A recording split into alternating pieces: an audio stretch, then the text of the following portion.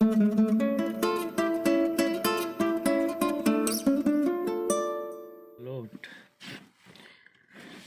परमेश्वर का धन्यवाद करते हैं। परमेश्वर ने एक और नए दिन में हमें पहुंचाया। आज एक बहुत ही महत्वपूर्ण विषय के बारे में आपके साथ बात करने जा रहा हूं। और ये बात भी बता दूं कि इस विषय के ऊपर मैंने कोई बहुत बड़ा मैं रिसर्चर या बहुत बड़ा कोई इकोनॉमिक्स पढ़ने वाला या कोई बहुत वो नहीं हूँ, लेकिन जो परमेश्वर के वचन से साधारण शब्दों के द्वारा सीखा है वही मैं आपके सामने बताऊंगा। इस विषय में कई चर्चों में पहले भी जाके मैंने प्रचार किया और ये डेवलपमेंट का कार्य है, जो कलीसियाओं को डेवलप करना, मसीह लोगों को डेवलप होने में मदद होने के लिए ये जो विषय है हमारी काफ़ी मदद करेगा। उम्मीद करता हूँ मैं जल्दी इसको ख़त्म करूँगा। और आज का जो मेरा विषय है, मैंने पहले ही बताया कि इसमें मैं बहुत एक्सपर्ट नहीं हूँ, मैंने बहुत बड़ी इस पर स्टडीज़ नहीं की है, लेकिन जो थोड़ा सा परमेश्वर के वचन से मेहनत करके सीखा है वही मैं आपके सामने बताने जा रहा हूँ। अगर कुछ गलत हो, आपको कुछ अच्छा ना लगे, तो आप नीचे कमेंट बॉक्स में कमेंट कर सकते हैं और बता सकते हैं। इस बात पे हम इस विषय पे हम बात कर सकते हैं। तो आज का जो मेरा विषय है वो है मसीही आर्थिक समृद्धि, दान और दशमांश। बहुत ही मुश्किल ये एक सब्जेक्ट है, लेकिन अगर इसको हम परमेश्वर की आत्मा की अगुवाई से सीखें तो ये मतलब मुश्किल भी नहीं है, बहुत आसान भी है। तो ये है मसीह आर्थिक समृद्धि, दान और दशमांश, Christian financial prosperity, donation and tithe. आज जो है हर कोई समृद्ध होना चाहता है, प्रोस्पर होना चाहता है, चाहे वो मसीह समाज में हो चाहे कोई भी हो। हर कोई ये चाहता है कि वो समृद्ध बने। उसके पास समृद्ध होने को हम कह सकते हैं सफलता होना, सफल रहना, समृद्ध रहना। और आज का ये जो प्रचार है, ये जो विषय है, इसको सुनने के बाद कोई जादू मंत्र नहीं होने वाला कि आप फड़क से समृद्ध हो जाएं या कुछ हो जाएं। लेकिन ये है कि अगर हम परमेश्वर के वचनों को अपने जीवनों में लागू करना शुरू कर देंगे तो ये समृद्धि और ये प्रोस्पेरिटी जो है ये खुद ब खुद परमेश्वर की ओर से हमारे पास आने शुरू हो जाएगी। लेकिन उससे पहले मैं आपको बताना चाहता हूँ कि परमेश्वर का वचन हमें ये कहता है, पहले तुम उसके राज्य और उसके धर्म की खोज करो तो ये सब वस्तुएं तुम्हें मिल जाएंगी। हम इस बात की ओर भी आएंगे। लेकिन ये जो मैंने विषय चुना है, दान और दशमांश, समृद्धि, इसकी ओर मैं थोड़ा सा आपका ध्यान खींचना चाहता हूँ। सबसे पहले जब हम इस दान और दशमांश और इस आर्थिक व्यवस्था इसको कहा जाता है, जब हम इसको देखते हैं तो हम इब्राहिम के समय से हम देखना शुरू करते हैं कि वहाँ से दशमांश की एक या दान देने की, या जब कोई राजा जीतता था या कोई उसके पास आता था, भेंट लेके आता था, जिसे हम डोनेशन कह सकते हैं आज के समय में, तो उनके पास पहुंचती थी। जब हम पहला इतिहास उसकी 29 अध्याय उसकी 11 से 14 में जब हम पढ़ेंगे, आप जब उसमें पढ़ेंगे तो वहाँ पे आप देखेंगे कि दाऊद जो है परमेश्वर से एक प्रार्थना कर रहा है, और उस प्रार्थना में वो एक सच है जिसको वो स्वीकार कर रहा है परमेश्वर के सामने, एक सच को स्वीकार कर रहा है और परमेश्वर के सामने बोल रहा है कि प्रभु, जो कुछ मेरे पास है वो आपके द्वारा है और आपका ही है। जो कुछ मेरे पास और मेरी प्रजा के पास है उसमें से अगर प्रभु मैं कुछ लेके आया हूँ आपके लिए, आपको भेंट चढ़ाने के लिए, तो ये प्रभु मेरी योग्यता नहीं है, ये मेरा कमाया हुआ नहीं है, ये सब कुछ आपके द्वारा दिया गया है।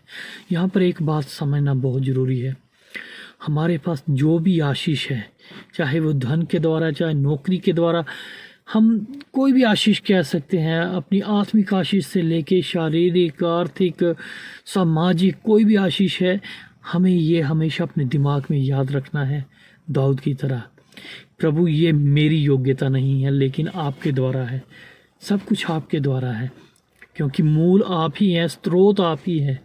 दाऊद इस सत्य को स्वीकार कर रहा है परमेश्वर के सामने। ये लिखा है पहला इतिहास 29 अध्याय उसकी 11 से 14 आयत, वहाँ पर आप इसको पढ़ सकते हैं। हम यहाँ पर अब देखेंगे कि परमेश्वर ने दान और दशमांशों के बारे में क्यों कहा, क्या कारण था।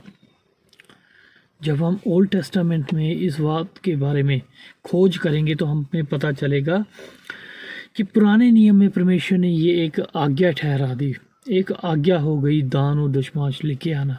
परमेश्वर की व्यवस्था में इजराइलियों के लिए एक ये आज्ञा थी, उनको इसको मानना ही था। लेवी व्यवस्था 27 अध्याय उसकी 30 आयत, उसमें हम ये पढ़ सकते हैं। एक बार फिर बताना चाहूँगा, लेवी व्यवस्था 27 अध्याय उसकी 30 आयत में जब हम पढ़ते हैं तो वहाँ पर, और व्यवस्था विवरण 14 अध्याय उसकी 22 आयत में वहाँ पे बताया गया है याजकों को कौन कौन से दशमांश और दान दिए जाते थे और क्यों दिए जाते थे, क्या कारण था इन दानों और दशमांशों का। जब हम निर्गमन अध्याय 23 उसकी 10 से 13 आयत में देखेंगे, आपकी स्क्रीन पर इस वक्त ये आयतें डिस्प्ले हो रही हैं, आप यहाँ पे देखिए। आप जब यहाँ पे देखेंगे तो निर्गमन जो 23 अध्याय उसकी 10 से 13 आयत में हम अपना ध्यान लेके जाए, यहाँ पर याजकों के अलावा परमेश्वर ने गरीबों और दरिद्रों और विधवाओं के लिए दान और दशमांशों की विधि ठहराई थी। परमेश्वर को गरीबों का और दरिद्रों का भी ध्यान था, इसीलिए परमेश्वर ने ये दान और दशमांशों की विधि ठहराई। व्यवस्था विवरण 15 अध्याय उसकी 10 से 11 आयत में, 10 और 11 आयत में आप देखें, परमेश्वर चाहते थे कि दीन और दरिद्रों की आवश्यकताएं पूरी की जाए। इसके साथ ही लेवी व्यवस्था 19 अध्याय उसकी 9 और 10 आयत को जब हम देखेंगे, दान और दशमांश जो है गरीबों और लेवियों, याजक जो लेवी परमेश्वर के भवन में, परमेश्वर के मंदिर में जो काम करते थे, उनके लिए, गरीबों के लिए, उनकी मदद के लिए और विधवाओं के लिए एक परमेश्वर द्वारा नियम था, नियम निर्धारित था कि उनकी मदद की जाए। तो कुछ नियम दान और दशमांश और चंदों के बारे में हमने यहाँ पर देखे। ये सब कुछ बाइबल में है और ये परमेश्वर की इच्छा से है। परमेश्वर चाहते हैं कि हम इनके बारे में जानें। और ये दान दशमांश और ये चंदे इसलिए थे कि परमेश्वर चाहते थे कि उनका सेवकाई का कार्य, परमेश्वर की सेवा का काम जो है वो डेवलप हो, उसकी बढ़ोतरी हो। इसलिए परमेश्वर ने ये सब बातें यहाँ पर बाइबल में, इन वर्षों में जब हम पढ़ते हैं, इन वर्सेस में पढ़ते हैं या बाइबल की जब हम स्टडी करते हैं तो हमें पता चलता है ये परमेश्वर के द्वारा निर्धारित नियम थे, ना कि किसी मनुष्य के द्वारा। अगर ये किसी मनुष्य के द्वारा होते तो ये बाइबल में नहीं होते, ये परमेश्वर के वचन में नहीं होते। तो हमने यहाँ पे देखा कि जो दाऊद है वो धन्यवाद कर रहा है सब कुछ के लिए, कि परमेश्वर आपका धन्यवाद, सब कुछ आपके द्वारा है और आपके लिए ही है। तो आज हम प्रोस्पेरिटी के बारे में देखने जा रहे हैं, समृद्धि के बारे में देखने जा रहे हैं। इसका मूल जो है वो परमेश्वर है। हमने ये जान लिया कि इसका जो स्रोत है वो परमेश्वर है। और दान देना और इन दशमांशों और चंदों के साथ कुछ ना कुछ प्रतिज्ञाएं भी परमेश्वर ने रखी हुई थी, इसके द्वारा आशीषें थी, सही बात है। लेकिन आज कई प्रचारों में ये बातें की जाती हैं कि आप इतने पैसे लेके आओ, इतना दान दो, इतना चंदा दो, परमेश्वर आपको प्रोस्पर कर देंगे, आपका वीज़ा लग जाएगा, आपका ये हो जाएगा, आपका वो हो जाएगा। ये सब कुछ गलत है, झूठ है। हाँ, लेकिन एक बात सत्य है, जब आप परमेश्वर की सेवा के लिए, परमेश्वर के राज्य और धर्म की खोज करते हैं तो परमेश्वर आपको ज़रूर आशीष देते हैं। इस परमेश्वर के राज्य और धर्म की खोज कैसे करनी है, कैसे परमेश्वर की प्रतिज्ञाओं को अपने जीवन में पूरा करना है, हम इन बातों की ओर देखेंगे। आज जो है कई कलीसियाएं या कई मसीह समाज में ऐसी प्रथाएं हैं कि लोगों को ये प्रचार किए जा रहे हैं कि तुम दशमांश नहीं दोगे तो तुम्हें आशीष नहीं मिलेगी, तुम्हें दान नहीं दोगे तुम्हें आशीष नहीं मिलेगी। तो ये मैं बात बताऊँ आपको, ये सरासर गलत बात है। परमेश्वर ने कहीं भी वचन में ये नहीं बताया, जब हम परमेश्वर के वचन की खोज करें कि तुम दान और दशमांश और परमेश्वर के भवन के लिए नहीं दोगे तो तुम्हें श्राप मिलेंगे या तुम्हें आशीष नहीं मिलेगी। आज ज़्यादातर मलाकी की किताब को निकाल कर वहाँ से पढ़ाया जाता है कि तुम परमेश्वर को लूटते हो, सारे दान और दशमांश परमेश्वर के भवन में ले आओ, ऐसा करके तुम्हें परखो, परमेश्वर अपरंपार। बिल्कुल सही वचन है, ये गलत नहीं है। परमेश्वर के वचन में ये वर्णित है तो ये बिल्कुल सही है, और परमेश्वर के मुंह के वचन है, ये बिल्कुल सही है। ये विधियां जो थी ये इज़राइल के लिए, इज़राइलियों के लिए, याजकों के लिए ये विधियां थी और उनके लिए ये वचन थे।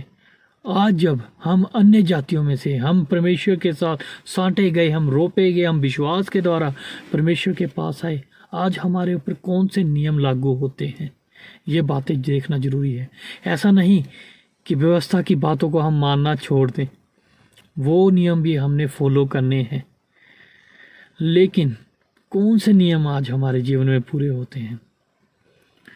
नए नियम में जब हम आते हैं, वहाँ पर आते आते जब अनुग्रह का युग शुरू होता है, उससे पहले बताऊं कि इजरायली आज भी ये विधियाँ पूरी कर रहे हैं, जो व्यवस्था को मान रहे हैं, कर रहे हैं।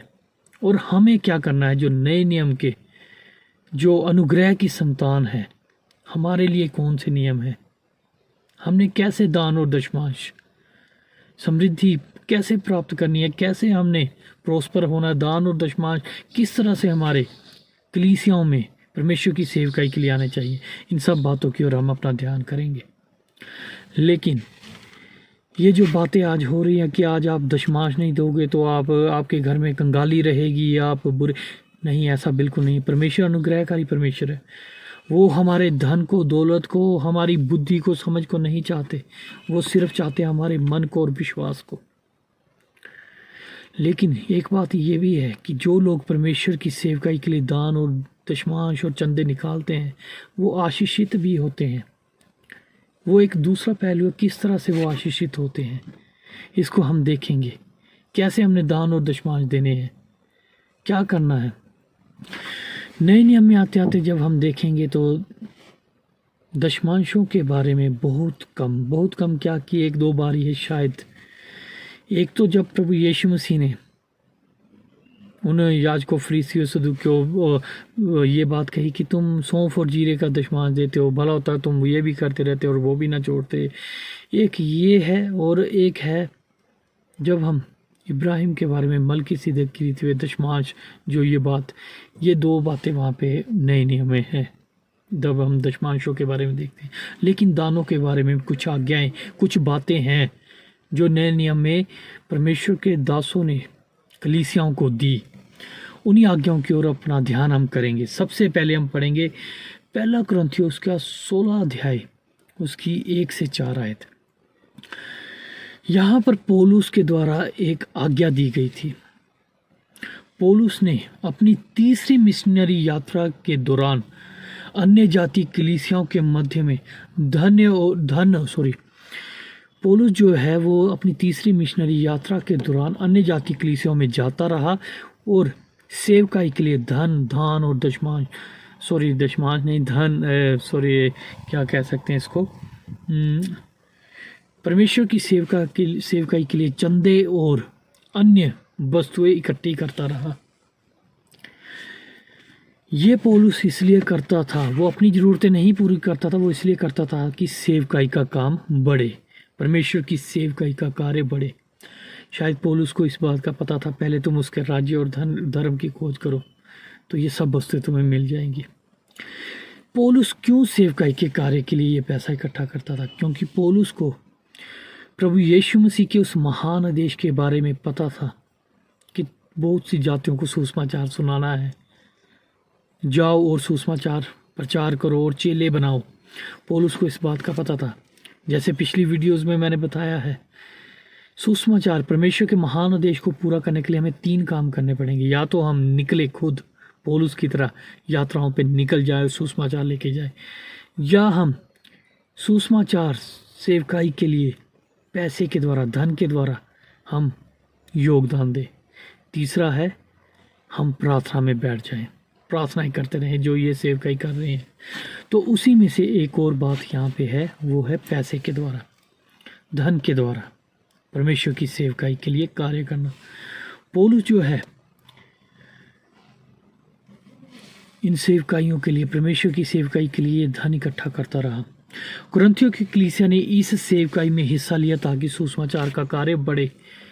वो एक युग था, एक मूवमेंट थी जब परमेश्वर की सुसमाचार को फैलना था और चेलों को अपोस्टल बन के सुसमाचार के कार्य को फैलाना था, और वो फैला रहे थे। लेकिन उनको ज़रूरतें पड़ी, उनकी मिशनरी यात्राओं के लिए, रुकने के लिए, हर चीज़ के लिए धन की, अन्य वस्तुओं की ज़रूरतें थी। तो इन ज़रूरतों को पूरा करने के लिए वो दान अन्य जातियों कलीसियाओं से इकट्ठा करता रहा। और उसी दान के बारे में 1 कुरिन्थियों 16 अध्याय 1-4 में पौलुस याद दिला रहा है, उस आज्ञा को दे रहा है। और इन दान और चंदों के लिए, इस डेवलपमेंट के, कलीसिया के डेवलपमेंट के लिए, प्रभु के डेवलपमेंट के कार्य के लिए कुछ विशेष लोग नियुक्त किए गए थे पौलुस के द्वारा। थिमोथेयुस भी उनमें से एक था। दान और चंदों की आवश्यकता इसलिए थी क्योंकि पौलुस और अन्य चेले ये जानते थे कि यीशु की महान आज्ञा को पूरा करना है, और उस आज्ञा को पूरा करने के लिए धन भी एक जो है ज़रूरत है। और प्रेरितों के काम 2 अध्याय और 43 आयत में जब हम देखते हैं, जब एक मंडली खड़ी हो गई तो वहाँ पे पता चलता है कि कलीसिया के जो विश्वासी थे वो कलीसियाओं की इन ज़रूरतों को पूरा करते थे, अपने पैसे के द्वारा पूरा करते थे। अध्याय 5 में हनन्याह और सफीरा के बारे में हम जानते हैं, क्या किया उन्होंने, क्या किया, इस बात की ओर मैं नहीं जाना चाहता। लेकिन 2 कुरिन्थियों 8 अध्याय में जब हम पढ़ते हैं तो वहाँ पौलुस ने 1 वर्ष पहले ये आज्ञा दी थी, जो हमने 1 कुरिन्थियों 16 अध्याय में पढ़ा। 1 वर्ष पहले ये आज्ञा दी थी जो हमने 1 कुरिन्थियों 16 अध्याय में पढ़ा है, दान और चंदों के बारे में। कुरिन्थियों की कलीसिया जो थी वो दान और चंदे कर रहे थे, लेकिन उन्होंने अपनी कठिनाई, उनके जीवन में उस कलीसिया में कठिनाई का समय आया, और उस कठिनाई की वजह से वो इस सेवकाई में ढीली पड़ चुकी थी। इसलिए पौलुस उन्हें याद दिला रहा है और आग्रह कर रहा है कि ये जो दान और चंदे हैं इसके द्वारा आशीष के पात्र बनो, इसके द्वारा सचमुच आशीषें हैं, इन दान और चंदों के द्वारा आशीषें हैं। पौलुस इस बात को उन्हें याद दिला रहा है। जो मिकी दुनिया की कलीसिया थी वो एक गरीब कलीसिया थी। मिकी दुनिया की कलीसिया सचमुच एक गरीब कलीसिया थी। पौलुस उनकी एक गवाही पेश करता है, कहता उन्होंने अपनी गरीबी में और सताव में और बीमारियों में भी दान और चंदे बंद नहीं किए। आज हम में से कई हम मसीह लोग हैं, हम गरीबी में, बीमारी में, कई तरह में हम अपने हाथ को रोक रखते हैं परमेश्वर की सेवकाई के लिए। लेकिन पौलुस गवाही दे रहा है कि मिकी दुनिया की कलीसिया जो है उसने अपने इस कार्य के लिए हाथ नहीं रोका, इसीलिए वो आशीषित भी हुई।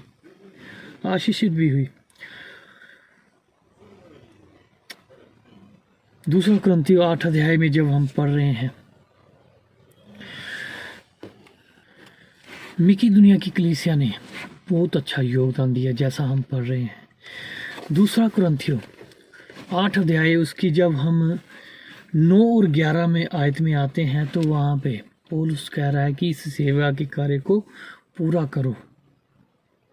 ये सेवा का कार्य है, इसे पूरा करना है अपने दान और चंदों के द्वारा। अभी मैं दशमांश की ओर नहीं आ रहा, मैं सिर्फ दान और चंदों के बारे में बता रहा हूँ। और 2 कुरिन्थियों 9 अध्याय उसकी 7 आयत में जब हम पढ़ते हैं तो वहाँ पे पौलुस फिर से बता रहा है, कहता है कुड़ कुड़ कर नहीं, मन में गलत सोच रख के नहीं, परंतु खुशी से देना है। आज जब हम देखते हैं नए नियम की कलीसिया में, हमें बेशक दशमांश के बारे में कहीं भी आज्ञा नहीं है, लेकिन मैं आपको प्रोत्साहित करना चाहता हूँ, अगर आप देते हैं अपनी कलीसिया में, अपने पास्टर को दशमांश देते हैं, तो ज़रूरी नहीं है कि आप दशमांश दें, आप 20 भी दे सकते हैं। ये कोई मैं आपको आज्ञा नहीं दे रहा हूँ, सिर्फ आपको एक प्रोत्साहित कर रहा हूँ। क्योंकि अगर आप दशमांश देते हो तो सचमुच आपके ऊपर आशीष आती रहेगी। ये भी नहीं है कि अगर आपके पास नहीं दे होता, अगर आप गरीब हैं, आपके पास मुश्किलें हैं, परेशानियां हैं, या आपकी सोच कुछ अलग है, अगर अब आप नहीं भी दे पा रहे हैं, तो ऐसा नहीं कि आपके ऊपर आशीषें नहीं आएंगी, तब भी आपको आशीष प्रभु देंगे। लेकिन दान और चंदों के बारे में पौलुस एक आज्ञा दे रहा है कि ये देना है। कलीसियाओं में दान और चंदे देने के लिए, सेवकाई के लिए अलग अलग जगह पे दान और चंदे देने के लिए अपने हाथ को ना रोके। पौलुस कहता है कि 2 कुरिन्थियों 9 अध्याय इसके साथ में कुड़ कर नहीं लेकिन हर्ष के साथ दे। क्या फ़ायदा ऐसे दशमांश और दानों का जब आपने दे दिया और बाद में सोचते रहे अरे मैंने तो ये ज़रूरतें पूरी करनी थी, वहाँ पे पैसा देना था, वहाँ पे। जब आपने कुड़ कर दिया तो आपके उस देने का कोई फ़ायदा नहीं, वो मिट्टी हो चुका है। जब आप कुड़ते हैं, मन में गलत विचार रख के देते हैं, मन में अच्छी सोच और अच्छे विचार रख के दे, दान और दशमांश दें। अगर आपकी कोई मजबूरी है, मजबूरी की वजह से आप नहीं दे सकते, तो परमेश्वर से प्रार्थना करें कि परमेश्वर हमें समृद्ध करें ताकि हम दें। और इन दान और दशमांशों को देने की वजह से कलीसिया और विश्वासी समृद्ध होंगे। ये परमेश्वर का वचन कह रहा है, परमेश्वर का वचन साफ तौर पे कहता है।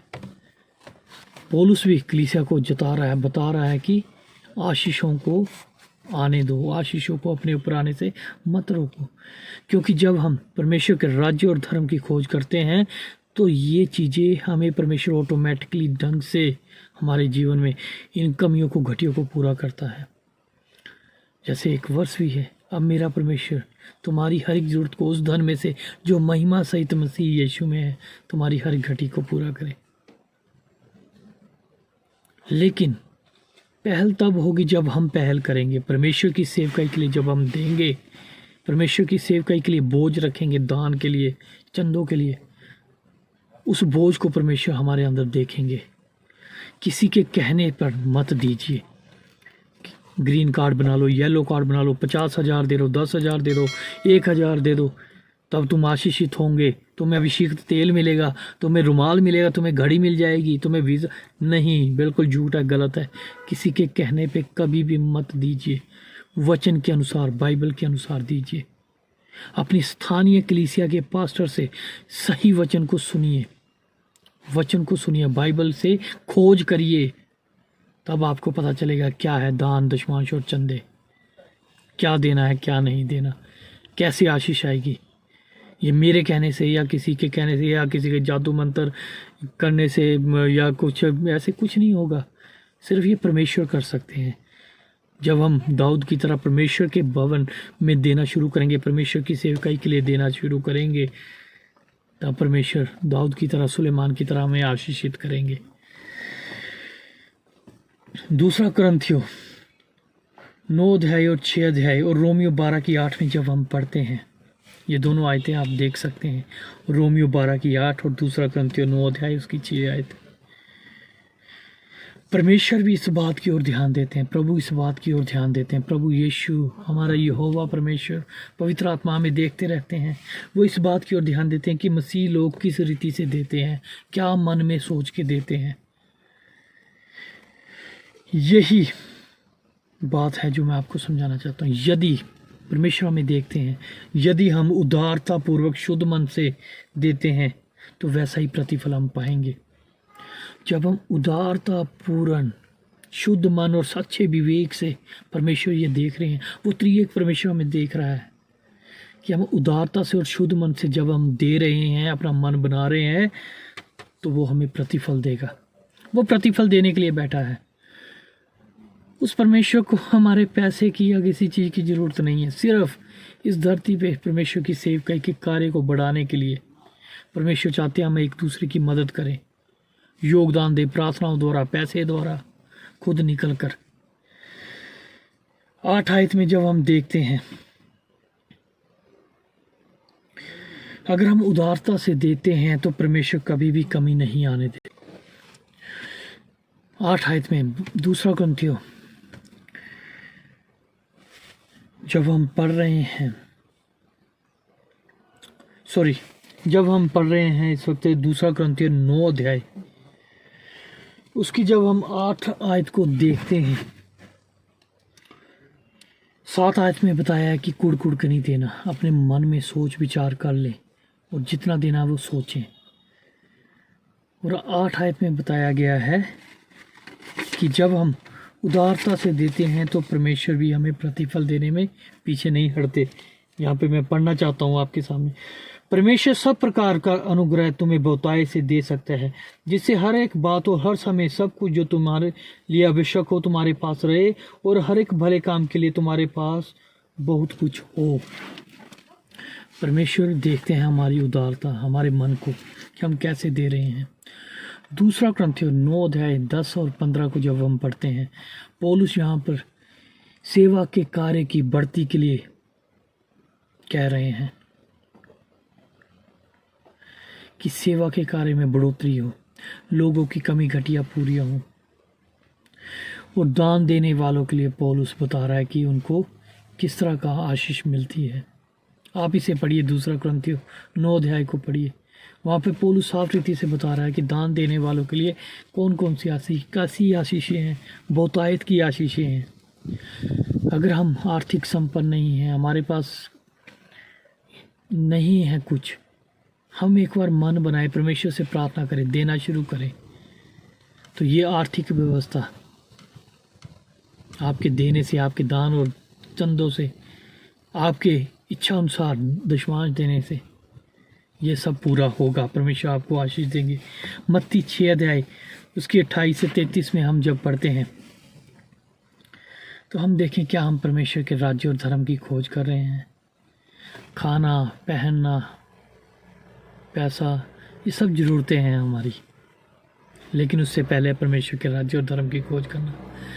जब हम पैसा देना और दान चंदे देना, ये भी परमेश्वर के राज्य और धर्म की खोज करना है, क्योंकि जब हम ये देंगे तब परमेश्वर का कार्य बढ़ेगा, डेवलपमेंट होगी, और परमेश्वर आपके देने की वजह से आपको आशीष देंगे। और ये लिमिट नहीं है। कुरिन्थियों की कलीसिया जो हमने पढ़ा, कहता जितना जो सोचे, जो मन में सोचे। बाकी बात अलग है, जब क्रिसमस आता है या कोई प्रोग्राम आता है तो कलीसिया कुछ निर्धारित पैसे मांगते हैं। कलीसिया में जो हमारी कलीसिया का संगठन होता है वो कुछ और चीज़ है, लेकिन आपके मन की इच्छा से दान और दशमांश देना ये अलग बात है। आप कौन सी सेवकाई में दे रहे हैं? सच्ची सेवकाई में दें, जो सच में परमेश्वर की सेवकाई कर रहे हैं, जो सच में सुसमाचार आपको फैला रहे हैं। ऐसी सेवकाइयों में अपने दान भेजिए, अपनी पास्टर को दान और चंदे दीजिए, अपने दिल की इच्छा के अनुसार दशमांश दीजिए। परमेश्वर के राज्य और धर्म की खोज करिए। मत्ती 28 अध्याय 18 और 20 की ये जो महान आदेश है, इसको पूरा करने के लिए आगे बढ़ें। व्यवस्था विवरण 28 अध्याय में 1 से 14 आयत में कुछ आशीषें हैं। ये है परमेश्वर की आज्ञाओं को मानने की आशीषें। जो वचन में लिखा है वो आज्ञाएं हैं, जो पौलुस ने दी वो आज्ञा है। दान और चंदे देना आज्ञा है। नए नियम में जब आप पढ़ना शुरू करेंगे, कुछ आज्ञाएं हैं, उन आज्ञाओं को मानना शुरू करेंगे, चाहे वो पैसे के बारे में, चंदों के बारे में, दानों के बारे में, विश्वास के बारे में। कैसी उन आज्ञाओं को जब मानना शुरू करेंगे तो ये कमी घटिया पूरी होंगी। परमेश्वर आपको सिर बनाएगा, पूंछ नहीं। व्यवस्था विवरण 28 अध्याय के अनुसार। भजन संहिता 23:1 में कहता है, यहोवा मेरा चरवाहा, मुझे कुछ घटी ना होगी। चरवाहा तो चरा रहा है, लेकिन क्या भेड़ भी प्रतिफल दे रही है? क्या भेड़ भी अपने चरवाहे को कुछ उसकी इच्छा अनुसार दे रही है? कुछ घटी नहीं होगी जब ये हो आपका चरवाहा है। परमेश्वर हमारा चरवाहा है। परमेश्वर उस चरवाहे के लिए सोचना शुरू करिए, उसका कहना मानना शुरू करिए, उसकी आज्ञा पालन में आना शुरू करिए। कुछ घटी नहीं होगी, आर्थिक व्यवस्था ठीक होगी। लूका 16 और 10। धन जो है वो परमेश्वर नहीं है, परमेश्वर सब कुछ है। मैं पढ़ना चाहूँगा लूका 16 की 10 आपके सामने।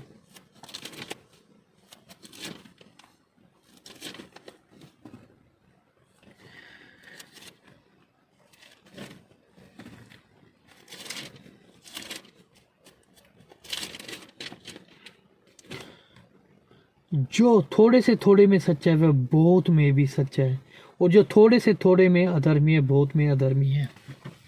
जो थोड़े से थोड़े में, अगर आपके पास बहुतायत से नहीं है, आप थोड़े से थोड़े में भी जब देना शुरू करते हैं, थोड़ा सा दान, थोड़ा सा चंदा, अगर आपके पास नहीं है, अगर आपके मन में इच्छा है कि मैं दशमांश दूँ, अगर थोड़े से शुरू करते हैं तो परमेश्वर आपको प्रतिफल देना शुरू कर देंगे। ये कुछ बातें थी, बहुत ही साधारण शब्द थे। इन बातों के बारे में जब हम अगर प्रचार करना शुरू कर दें तो ये बहुत ही बड़े बड़े विषय बन जाते हैं, लेकिन ये कुछ ही बातें थी जो मैंने आपके सामने रखी। प्रोस्पेरिटी, आज हर कोई प्रोस्पेरिटी चाहता है। मसीह लोग जो आर्थिक समृद्धि चाहते हैं, दान और दशमांश जो है, इसके बारे में मैंने आपको बताया। आपकी इच्छा है, आपके ऊपर अगर कोई थोपता है कि भाई आपने देना ही देना है, आशीष आएगी, तो वो बंदा गलत है। परमेश्वर के वचन से बात करें। अगर वो मलाकी से बात कर रहा है तो ठीक है, अच्छी बात है। अगर वो दे रहे हैं, पास्टर वो मलाकी की उन आयतों को लेके आपसे बात कर रहे हैं दशमांशों के बारे में, अच्छा है, वो परमेश्वर के द्वारा ही है। लेकिन वो किन के लिए था, किसके लिए वो व्यवस्था थी, किन को आदेश थे? आज अगर हम जिस युग में हैं, हमारे लिए आदेश है कि कुड़ कुड़ के ना दे, मन की स्थिरता से दे। और एक और बात, मैं आपको दशमांश देने के लिए मना नहीं कर रहा, दान देने के लिए मना नहीं कर रहा, लेकिन ये कह रहा हूँ कुड़ कुड़ के ना दे। हो सके तो दशमांशों से बढ़कर दीजिए, दानों से बढ़कर दीजिए। जो थोड़े से थोड़े में वफादार है परमेश्वर, जो हमने अभी पढ़ा लूका 16 अध्याय उसकी 10 आयत में, जो थोड़े से थोड़े में सच्चा है वह बहुत में भी सच्चा है, और जो थोड़े से थोड़े में अधर्मी है वो बहुत में भी अधर्मी है। मतलब मन में कपट कभी ना रखें, बुरे विचार रख के कभी ना दें, सच्चाई से दे, सिधाई से दें। थोड़े से शुरुआत करें, अपनी कलीसिया में दें, अपने पास्टर को दें। ये बहुत बड़ा एक विषय है जिसको मैंने छोटे शब्दों में, सिर्फ ये 33-34 मिनट की वीडियो होगी जिसमें मैंने बोला है। परमेश्वर इन वचनों के द्वारा मुझे और आपको आशीष दें। आइए, अगर हम चाहते हैं कि आर्थिक संपन्नता आए, हम आर्थिक रूप से समृद्ध हों, तो हमें भी कुछ करना पड़ेगा। परमेश्वर के राज्य और धर्म की खोज करें, परमेश्वर की सेवकाई के लिए देना शुरू करें। ये बहुत ही गहरा या बहुत ही मुश्किल प्रचार नहीं है, बहुत ही आसान बातें जो है मैंने वचन में से की है, इनको मानना शुरू करें। परमेश्वर सचमुच हमें संपन्न करेंगे, और ख़ासकर उन झूठे लोगों के पीछे जाने से हट जाएं जो आपको पैसे का लालच देके, तेल पानी का लालच देके, वीज़ों और अन्य चीज़ों का लालच देके पैसे मांग रहे हैं। उन लोगों से परे रहें जो प्रार्थनाओं के बदले में पैसा मांग रहे हैं। उन लोगों से परे रहें जो परमेश्वर की सेवकाई के बदले में पैसा मांग रहे हैं, मुंह से मांग के ले रहे हैं, अपने मन की सिधाई से, बिना कुड़े कुड़े। आपको जहाँ देना है, लेकिन जहाँ भी देना है वहाँ पे देखिए सच्चाई है कि नहीं है। जहाँ भी देना वचन के अनुसार दे, मन की सिधाई से दे, बिना कुड़ कुड़ के दे। परमेश्वर की आशीष के लिए, समृद्धि पाने के लिए दे। सच में वो आयत पूरी होती है मलाकी की, ऐसा करके परखो। मैं कहता हूँ कि परखिए, आप देना शुरू कीजिए, परमेश्वर आपको देना शुरू करेंगे, परमेश्वर आपको समृद्ध करना शुरू करेंगे, आपके लिए रास्ते खोलना शुरू करेंगे। एक और बात कहना चाहूँगा, अपने दान और जो चंदे हैं वो अपनी कलीसियाओं को देने हैं, हर जगह देने हैं, सेवकाई के लिए देने हैं। लेकिन एक और सेवकाई है, अगर आपकी कलीसिया में कोई गरीब है, आपके आसपास कोई गरीब है, कोई लाचार है, कोई ज़रूरतमंद है, आपसे मदद मांगता है, तो अपने हाथ को दान और चंदे देने के से कभी पीछे ना मोड़िए।